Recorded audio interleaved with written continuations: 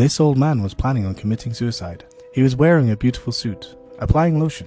Then he puts the rope over his head. All done. He was about to kick the chair when right at that moment there was a noisy argument outside. He looked out to see what was happening. Someone was driving.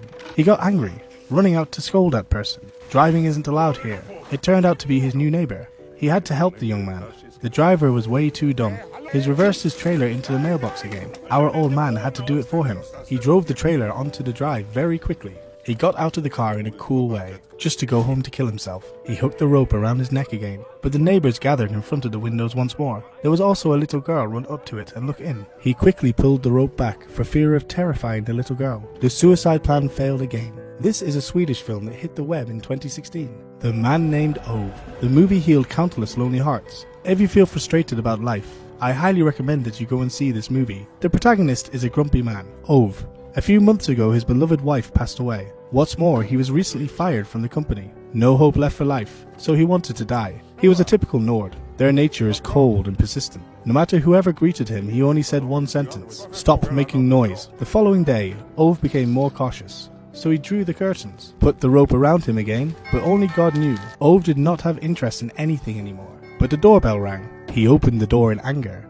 Oh, there was the kids. He could do nothing but contain his feelings. The parents of the two also turned up. They were his new neighbors. They brought him food and asked to borrow a ladder. Ove unwillingly lent it to them. At this time, the old lady from the opposite house came to ask him to fix her heater. It's like everyone was preventing him from committing suicide. Ove went mad. Försvinn härifrån allihop! Gå hem nu! Försvinn! Ove went home. Looking at his wife's photo, his heart broke. He made up his mind and hooked up the rope again. This time, he was finally successful. His whole life began to flash back like a slow-motion video. Starting from childhood, Ove lost his mother at a very young age. His father and him only had each other. His father was a reserved type. One day, Ove stood on the train tracks. A train was coming behind. His father shouted loudly, Bakom dig! warning Ove to get out of there. It was the first time his dad picked him up. He held him in his arms for a long time. Men usually keep their emotions deep inside. Years later, on another occasion when Ove grew up, he gave his transcript back to him. His dad was very happy, bringing his transcript to show off everywhere, until he was hit by a train.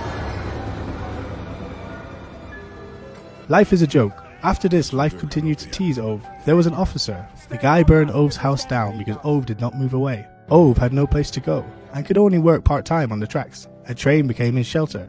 Unexpectedly, when life was in the abyss, he met the most beautiful thing in the world. A woman. She wore red high heels and red lipstick, crystal blue eyes. Her small, nice front teeth were easy to see. She had the smile of an angel. She bought his tickets for him. When he got off, she passes his bag to him while staring at him. Ove was born as dumb as a log, but he already knew he loved her. From then on, every day he started to sit on the train at that same time, in a row, for 3 continuous weeks. Finally, he met her again. Their very first date, Ove did not even know how to be funny. He either kept silent or talked about cars. The girl asked Ove, "Why don't you order food?" "I ate at home," said Ove. It turned out he was too poor to pay for his meal. He told her the whole truth. His house was burned down, he had nothing. Next, he thought about leaving.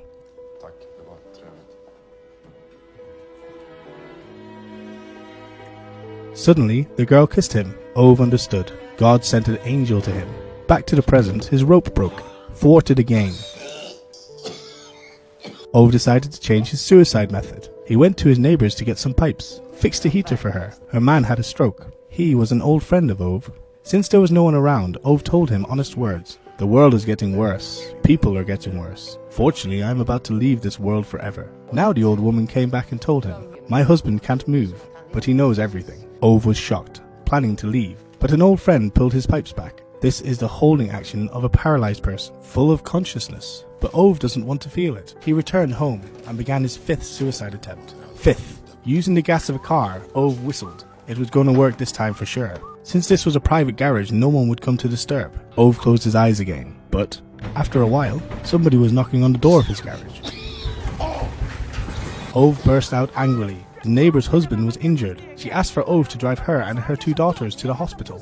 How could Ove say no? Once again, suicide failed. On arrival at the hospital, she visited her husband by herself. She asked Ove to take care of the 2 kids. Ove could do nothing but accept. When the girls were bored, Ove told stories to the 2 girls. poking them to make them laugh.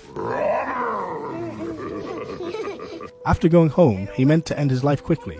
Unexpectedly, the two girls thanked him for staying with them. They even ran to hug him, full of love. Today, Ove cannot die. Next time, Ove learned from experience. He changed the location of suicide to the train station. The train was coming, but unexpectedly there was a person who made a move faster than Ove. Ove was shocked again. Turning his head back, the surrounding people showed no care. Someone even took out his phone to film. He couldn't accept it. He went over there to save the man. The train was getting closer and closer. Ove stepped in the middle of the rails. It was time.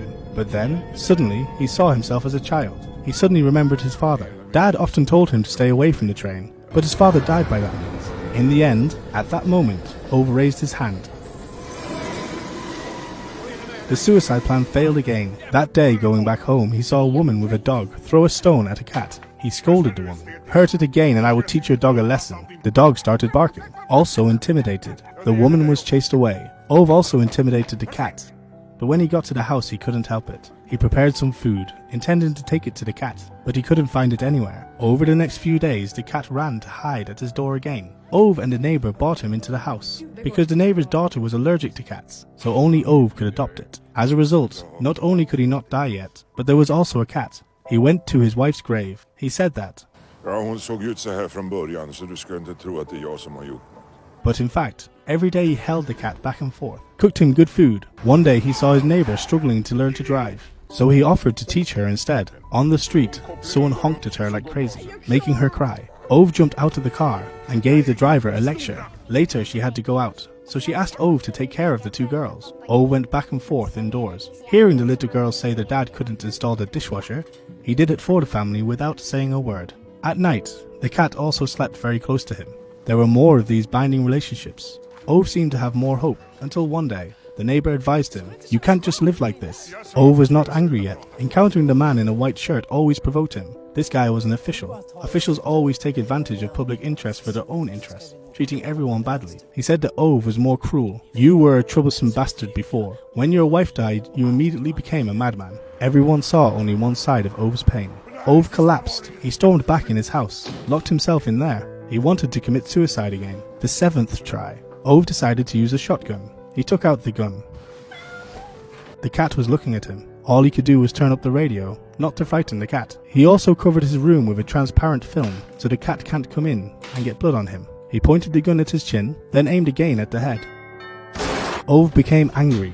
Holding the gun, he stormed out. Outside was his wife's former student. He begged Ove to let his friends stay in his house. His family kicked him out. Ove scowled angrily, but then he felt sorry, so he agreed. The next day, that boy cooked breakfast for him, also prepared food for the cat. This was the first time in ages Ove had breakfast with others. It was half a year later. He wanted to go around. The boy also wanted to join him. Not just him. The cat also followed the two of them. On the way, another boy joined them. Ove's team gradually grew more. Not long after, Ove received words from the official. His old friend was currently having a stroke. He was forced to go to the nursing home. Some treatment institutes in Europe would steal a patient's money.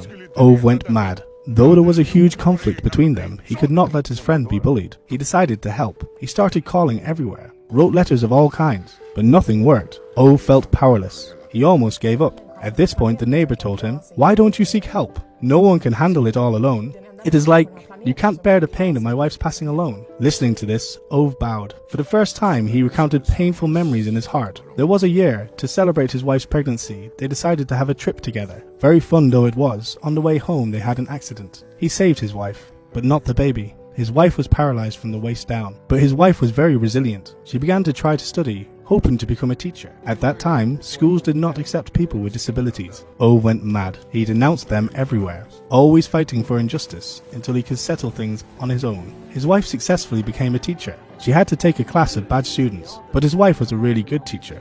She brought up a lot of teenagers with many different issues, making them good people. She was an angel with paralyzed legs, who incredibly transferred a power to heal many people. After that, she became sick and died. Ove became a loner. Now he lived in his memories of her. He decided to be like a young man, constantly trying. The following day, staff of the nursing home arrived. As they thought everything was in their control, there was a female reporter coming out of the house. Ove asked her to do so. She said to the others, "I have evidence of your embezzlement." The man in the white shirt finally got scared. This time, Ove won. Not by himself, but with the help from friends. He built up relationships with people around him. He no longer wanted to kill himself. Not long after, the neighbor's 4th child was born. Ove held the child like a gentle grandfather. His pity was that he had no children, but now every child could be his grandbaby. This was the great love of Ove. One day, the neighbor found out. Ove didn't go to the front of the house to clear the snow. They quickly ran to his house. Indeed, they found him peacefully in his bed. Finally, Ove achieved his will and left this life, but in a very natural way. He used to be a lonely, monstrous old man. But the day of the funeral, the church was filled with people who came to accompany him in the last hour, in the later part of Ove's life. He did not live for himself, but for others. But those attachments gave him joy. Thanks to them also, he found new meaningful connections in life, a reason for living.